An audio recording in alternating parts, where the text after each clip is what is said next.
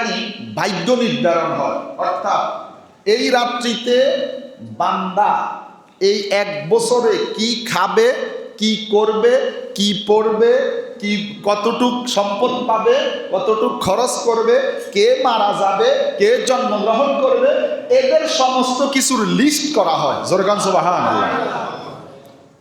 এই রাত্রিতে লিস্ট করা হয়। আপনি কি শুটকির ভর্তা খাবেন, নাকি গরুর গোস্ত দিয়া চালাই দিবেন, হার্ট অ্যাটাক করে মরে যাইবেন? সব কিছু এই রাত্রিতে হয়। এই রাত্রিতে ঘুমাইবেন, আপনার লিস্ট হইতেছে আপনি গরুর গোস্ত খাইবেন না মুরগির গোস্ত খাইবেন, নাকি শুটকি ভর্তা আলু ভর্তা খাইবেন। আপনার লিস্ট হচ্ছে, আপনি আছেন ঘুমাইয়া। তো ভালোটা কি পাইবেন? যারা বন্টনের সময় সজাগ থাকে তারা তাই তো ভালোটা পায়, কথা কয় না? আর যারা ঘুমাইয়া থাকে তারা পায় ওই নর্মালটা, মরা যারা যেগুলো একেবারে নিগ্রাইয়া মাল থাকে এগুলো দিয়ে দেয়, কথা কয় না? আপনারা দেখেন না, অনেক সময় দেখবেন। আচ্ছা, আমাদের মসজিদ দিয়েই একটা উদাহরণ দিই। এখানে যখন মিলাদ হয়, মিলাদ হইলে অনেক সময় তাবারক 2-3 প্রকার আসেনি? আসলে প্রথমে যাদেরকে দেওয়া হয়, মানে প্রথমে যারা থাকে এদের কিন্তু ভালো ভালোগুলো দেওয়া হয়। অনেকে দেখবেন মিলাদ না পড়েও পিছে দিয়ে দৌড় দিয়ে আমার একটু তাবারক দেন। তো হেরে কোনগুলো দেওয়া হয়? যদি কিছু জুটা মুটা কিছু থাকে ওইগুলো দেওয়া হয়, কথা কয় না? এখন আপনাকেও ঠিক এইভাবে ভাগ্য নির্ধারণ করা হয়েছে। আপনার ভাগ্য নির্ধারণ করে আপনার ঘুমাইতেছেন, তা আপনি তো জুটাটা এবার আলুর ভর্তা, শুটকির ভর্তা, ডাইল, হুজুর এটা দিয়ে তো ভাত বেশি খাওয়া যায়, কথা কয় না? আলুর ভর্তা, শুটকির ভর্তা দিই, ডাইল দিয়া কিন্তু ভাত বেশি খাওয়া যায়। ঘরের মধ্যে আমার ঘরও এক তুফান, এইভাবেই চলতে আছে। আলুর ভর্তা ডাইল হইলে সেদিন ভাতের শর্ট পড়ে, আর ভালো তরকারি হইলে ভাত যায় না। হাজির মহতারাম, আল্লাহ এদিন ভাগ্য নির্ধারণ করে বান্দার। শুধু তাই না, এখন বলতে পারেন হুজুর হাদিস শরীফে কি আসলে এটার কথা আসেনি? অনেকেই তো মসজিদ বন্ধ করা বলতেছে, এগুলো নাই। বাবারে, আমি 1-2টা হাদিস না, আমি ইবনে মাজা শরীফের মধ্যে 3টা হাদিস পাইছি, তিরমিজি শরীফের মধ্যে 2টা হাদিস পাইছি, আর তারগিব, শুআবুল ঈমান, এরপরে নাসাই শরীফ, অর্থাৎ প্রত্যেকটা হাদিসের কিতাবের মধ্যে 1-2-3টা হাদিস আছে শবে বরাত নিয়ে। এখন ওরা যদি না পায়, দোষ কাদের? আমাদের। ওরা না পাইলে তো আমাদের দোষ না। শবে বরাত আছে, সব শব্দটা, শবে বরাত শব্দটা, শবে বরাত এটা হলো 2টা শব্দের সমন্বয়ে গঠিত। সব ফার্সি ভাষার শব্দ, সব অর্থ হলো রাত। সব, আর ফার্সিতে কি বলে? রাত। আর বারাত মানে হলো মুক্তি। তো 2টাকে একসাথে মিলাইলে কি হয়? মুক্তির রাত, মুক্তির রজনী। শবে বারাত মানে মুক্তির রজনী। তাহলে অসংখ্য বান্দাকে এই রাত্রিতে মুক্তি দেওয়া হয়। হাজির মুহতারাম, হাদিস শরীফ কি আসছে আমরা একটু দেখি। হাদিস শরীফের মধ্যে কি আসছে আমরা একটু লক্ষ্য করি। একদিন আল্লাহর নবী এক রাত্রিতে খুব নামাজ পড়তেছেন। আমাদের নবীজি মানে নামাজ তো পড়েন, কিন্তু ওই রাত্রিতে খুবই বেশি নামাজের মধ্যে মনোযোগ, ধ্যান। নবীজি সেজদায় যা এমন ভাবে সেজদা দেয়, নবীজি মনে হয় আর কোনো খবর নাই, দুনিয়া থেকে মনে হয় চলে গেছে। রুকুতে থাকে এমন ভাবে রুকু দেয়, মনে হয় নবীজি দুনিয়া থেকে বিদায় হয়ে গেছে। রশিদ ভাই শুনতেছেন? নবীজি মনে হয় দুনিয়া থেকে বিদায় হয়ে গেছে, কোনো খবর নাই, শুধু নামাজ। এক সময় গভীর রজনী নবীজি নামাজ পড়তেছে, কিন্তু কোনো লড়াচড়া নাই। সেজদার মধ্যে যখন গেছেন কোনো লড়াচড়া নাই। আম্মাজান আয়েশা রাদিয়াল্লাহু তাআলা আসছে, নবীজির স্ত্রী আম্মাজান উম্মুল মুমিনিন। এসে নবীজির বৃদ্ধাঙ্গুলি ধরে, পায়ের বৃদ্ধাঙ্গুলি, হাতের না, কোন জায়গায়, পায়ের বৃদ্ধাঙ্গুলি ধরে এভাবে নাড়া দিছেন, একটু টান দিছেন, স্পর্শ করলেন, একটু টান দিছেন। নবীজির নামাজের মধ্যে নবীজির বৃদ্ধাঙ্গুলি, পায়ের বৃদ্ধাঙ্গুলি কি করছে, টান দিছেন। দেওয়ার পরে নবীজি একটু নাড়া দিয়ে উঠছে, তখন বুঝছে যে নামাজ শেষ, নামাজ শেষ। আল্লাহ নবী সালাম ফিরাইলেন, সালাম ফিরায় ডাক দেয়, আয়েশা কি সমস্যা?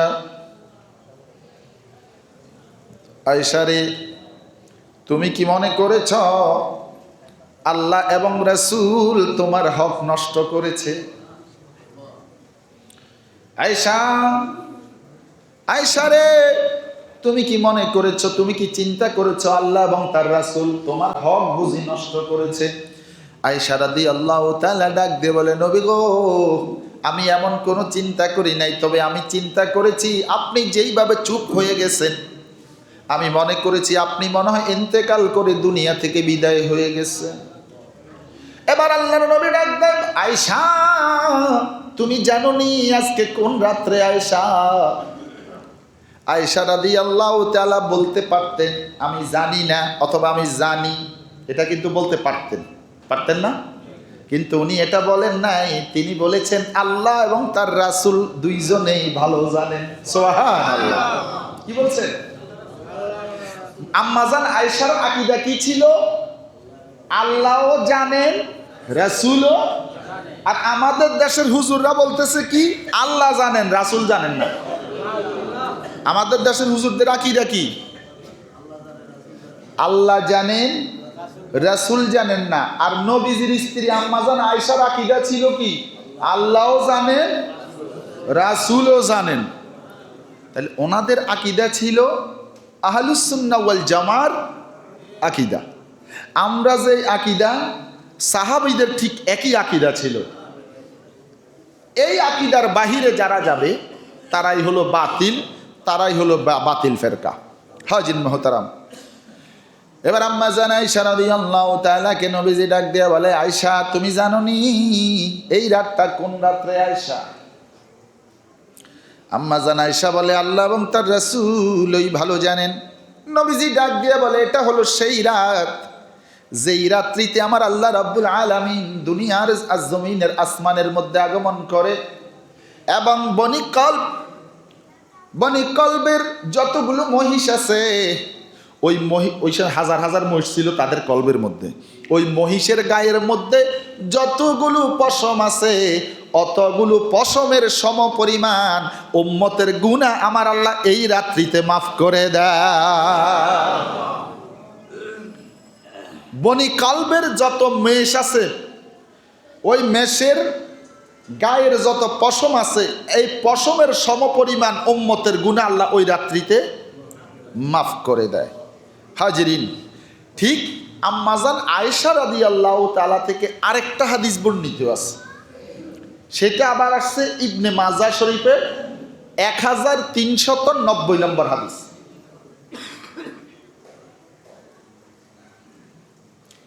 কত নম্বর? 1390।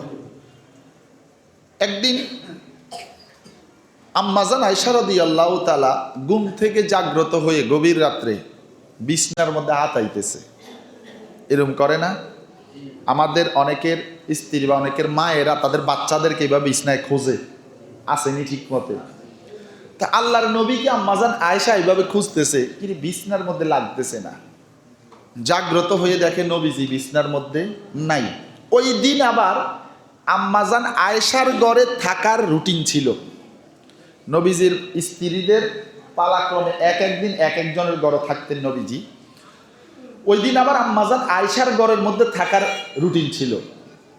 আম্মাজান আয়েশা নবীজিকে খুঁজে পায় না। হাঁটতে হাঁটতে হাঁটতে হাঁটতে আম্মাজান আয়েশা জান্নাতুল বাকির দিকে চলে গেলেন। কোথায়? জান্নাতুল বাকিতে চলে গেলেন। যাওয়ার পরে দেখেন যে নবীজি সেখানে দাঁড়াইয়া জান্নাতুল বাকি কবরস্থানের মুর্দা যারা আছেন সাহাবী, ওনাদের কবরগুলো জিয়ারত করতেছে। জোরে গান আছে সুবহানাল্লাহ। তাহলে বোঝা গেল কি, শবে বরাতের রাত্রিতে মুর্দাদের কবরস্থানগুলো জিয়ারত করা নবীজির সুন্নাত। যারাই এটার বিরোধিতা করবে তারাই হলো ভণ্ড, তারাই বাতিল। হাই যারা মহতারাম, এবার আম্মা জান আয়েশা নবীজির কাছে যাইয়া দাঁড়িয়ে আছে, নবীজিকে ডিস্টার্ব করে না, ডাক দেয় না। যখন নবীজি জিয়ারত শেষ করলেন, দোয়া শেষ করলেন, এরপরে আম্মাজান আয়েশাকে দেখে ডাক দিয়ে বলেন, আয়েশা ইয়া হুমায়রা, তুমি এখানে। আম্মাজান আয়েশাকে নবীজি হুমায়রা বলে ডাকতেন। হুমায়রা মানে হলো গাঢ় লাল, একটু লালচে ছিলেন আম্মাজান আয়েশা, টুকটুকে সুন্দর। হুমায়রা, তুমি এখানে, তুমি কি মনে করেছো আল্লাহ এবং তার রাসূল তোমার হক নষ্ট করেছে? যেহেতু নবীজি আম্মাজান আয়েশার ঘরে থাকার কথা, তো যেহেতু উনি নাই, তো আম্মাজান আয়েশা চিন্তা করছে আমার হক মনে হয় নষ্ট হয়েছে। নবীজি তো বুঝেন। আয়েশা, তুমি কি মনে করেছ আল্লাহ এবং তার রাসূল তোমার হক নষ্ট করেছে? এবার আম্মাজান আয়েশা ডাক দিয়ে বলে, ইয়া রাসূলাল্লাহ, ইয়া হাবিবাল্লাহ, নবী গো, আমি মনে করেছি আপনি আপনার অন্য স্ত্রীদের ঘরে মনে হয় আজকে রাত্রিতে আমাকে ছেড়ে চলে গেছেন। এবার নবীজি ডাক দিয়ে বলে, আয়েশা, তুমি জানো নি আজকের রাতটা কোন রাত? বলে, আল্লাহ এবং তার রাসূল ওই ভালো জানেন, আল্লাহ এবং তার রাসূল ভালো জানেন। এবার নবীজি ডাক দিয়ে বলেন, ও আয়েশা, আজকে হলো সেই রাত যেই রাত্রিতে আল্লাহ রাব্বুল আলামিন দুনিয়ার জমিনের মধ্যে তার কুদরতি তাজাল্লি প্রদর্শন করে, এবং বনি কলব, বনি রবিয়া, বনি মুদার, এইরকম 3টা গোত্র আছে। ওই 3টা গোত্রের যতগুলো ছাগল আছে সমস্ত ছাগলগুলোর গায়ের পশমের সমপরিমাণ উম্মতের গুনাহ আমার আল্লাহ এই রাত্রিতে মাফ করে দেয়। তাহলে 2টা হাদিস অনেকটাই কাছাকাছি, আলফাজের মধ্যে একটু বেশ কম, মূল কিন্তু এক। ইবনে মাজাহ শরীফের মধ্যে আরেকটা হাদিস আসছে, ইবনে মাজাহ শরীফের 1389 নম্বর হাদিস, হযরত আলী রাদিয়াল্লাহু তাআলা থেকে হাদিসটা বর্ণিত। আন আলী ইবনে আবি তালিব রাদিয়াল্লাহু তাআলা আনহু قال قال رسول الله صلى الله عليه وسلم إذا كانت ليلة النصف من شعبان إذا كانت ليلة النصف من شعبان فقوموا ليلها وصوموا نهارها فإن الله ينزل فيها لغروب الشمس إلى السماء الدنيا فيقول ألا من مستغفر لي فأغفر له ألا مسترزق فارزقه ألا مبتلى فعافيه ألا كذا لا كذا حتى يطلع الفجر। হযরত আলী রাদিয়াল্লাহু তাআলা ডাক দিয়ে বলেন, ও দুনিয়ার মানুষ, তোমরা শোনো গো, আল্লাহর নবী বলেন যেদিন লাইলাতুন নিসফি মিন শাবান আসে, অর্থাৎ শাবান মাসের মধ্য তারিখ দিবাগত রাত্রে, শাবান মাসের মধ্যরাত, ওই রাত্রিতে আল্লাহ রাব্বুল আলামিন ওই রাত্রিতে দুনিয়ার জমিনের মধ্যে তার কুদরতি তাজাল্লি প্রদর্শন করে। এবার নবীজি বলে, তোমরা কি করো? ওই রাত্রিতে দিনে রোজা রাখো, রাত্রিতে ইবাদত বন্দেগী করে তোমাদের রাতটা কাটিয়ে দাও। কি করো? নবীজি কি আদেশ দিছেন? নবীজির আদেশ কি? ফাকুমু লাইলাহা, রাত্রিতে তোমরা দাঁড়িয়ে থাকো। কুমের বহু বচন হলো কুমু, ওয়াহিদ এবং জমা। কুমু মানে কি? সবাই মিলে তোমরা দাঁড়াও। এখানে কুম বলে নাই, কুমর তো দাঁড়াও, আর কুমু মানে সবাই দাঁড়াও। ফাকুমু লাইলাহা, তোমরা রাত্রিতে দাঁড়িয়ে থাকো। তো দাঁড়িয়ে থাকতে বলছে, এমনি দাঁড়াই থাকবে সোজা, নবীজি বলছে ব্যাস দাঁড়াই থাকবো নাকি?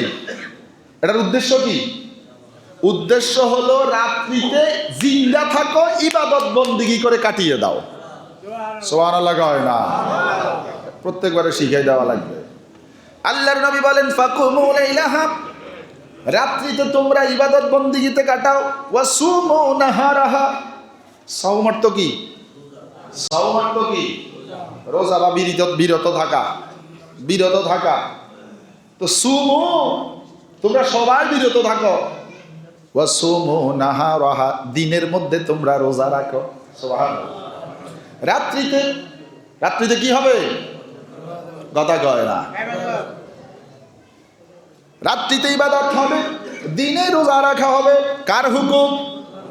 নবীজির। কার হুকুম? নবীজি হুকুম করছে দিনে রোজা রাখতে হবে, রাত্রিতে ইবাদত করতে হবে। এখন আপনারা কি রাত্রিতে মসজিদ বন্ধ করে থাকবেন নি?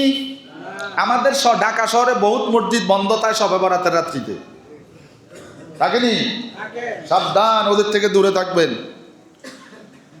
ওরা দুনিয়া আখেরাত সব শেষ করে দিবে, সব ঠান্ডা করে লাইবে। লাস্টে দেখা যায় যে একেবারে আপনাকে টাইনা নিয়ে চলে যাইতেছে দুজকের দিকে। সাবধান ওদের থেকে। ও বন্ধু, এরপর আল্লাহ ডাক দিয়ে, আল্লাহ রাব্বুল আলামিন ফাইনাল্লাহা ইয়ানজিলু ফিহা লিগুরুবিশ শামসি ইলা সামাইদ দুনিয়া। নবী জবান, এরপর আল্লাহ রাব্বুল আলামিন দুনিয়ার যখন সূর্য ডুবে যায়, সূর্য ডুবে যাওয়ার পরে দুনিয়ার আসমানের মধ্যে কুদরতি তাজাল্লি প্রদর্শন করেন। ফায়াকুলু, এরপরে আল্লাহ রাব্বুল আলামিন বান্দাদেরকে ডাক দিয়ে বলে, আলামিন মুস্তাগফিরলি, কেউ কি আসো ফাগফির লাহু, কেউ কি আসো ক্ষমা চাও, আমি আল্লাহ আজকে রাতের খাতিরে তোমাদের জীবনের গুনাহগুলো ক্ষমা করে দিলাম। আলামিন মুস্তারজুক, তোমরা কেউ কি আসো আমার কাছে রিজিক চাও। ফারজুকাহু, যেই ব্যক্তি আজকে রিজিক চাইবা শবে বরাতের রাত্রিতে, আমি আল্লাহ তাকে রিজিক দান করব। আলা মুবতালা ফাফিয়াহু, কেউ কি আসো অসুখ বিসুখে ভুগতেছো দীর্ঘদিন থেকে, 2-3 মাস ধরে অসুখ বিসুখ, তোমার অসুখ বিসুখ ভালো হয় না।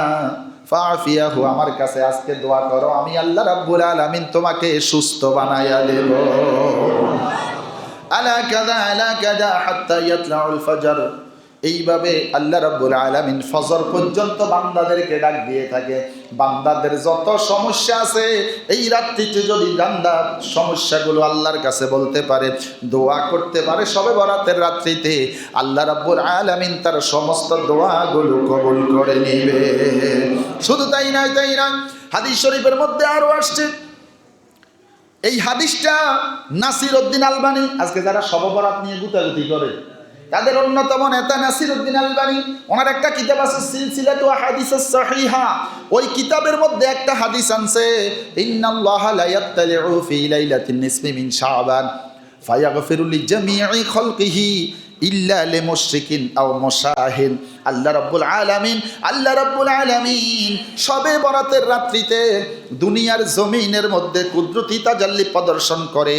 শুধু তাই না, আল্লাহ রাব্বুল আলামিন ওই রাত্রিতে সমস্ত বান্দাদের জীবনের গুনাহগুলো ক্ষমা করে। যারা ক্ষমা চায় আল্লাহ সবাইকে ক্ষমা করে।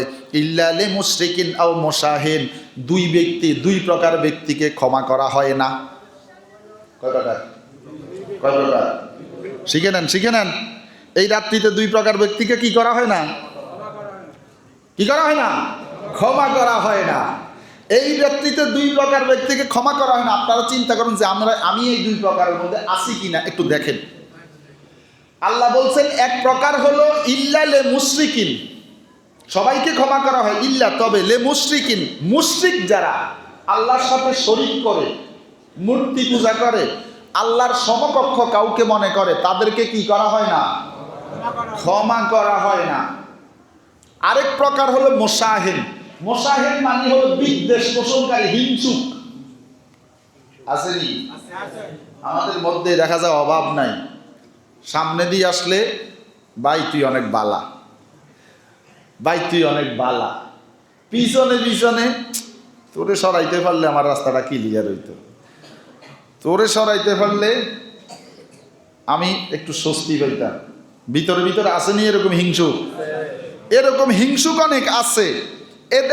এদেরকে বলা হয় বিদ্বেষ পোষণকারী। ভিতরের সামনে ভালো, সামনে সালাম, পিছনে বাঁশ, আছে না? এই রকম লোকদেরকে এই রাত্রিতে ক্ষমা করা হয় না। কি করা হয় না? এখন বলতে পারেন হুজুর আমি তো এমন, আমার এই অভ্যাসটা আছে, আমার সাথে মোর মধ্যে শিরকি কিছু কাজ কারবারও আছে, আছে না এরকম? আছে। আমাদেরকে বাতিলেরা অনেককে আমাদেরকে মিলাইয়া বলে ওই ওরা তো মাজার পূজারি, বলেনি? মাজার পূজারিটা কেন বলে? ওদের কোনো দোষ নাই। যারা মাজার, যাদেরকে মাজার পূজারি বলে আসলে কি কোনো দোষ নাই? কিছু দোষ থাকার কারণে আমাদেরকে নিয়ে তারা এই কথাগুলো বলতেছে। অনেকগুলো আছে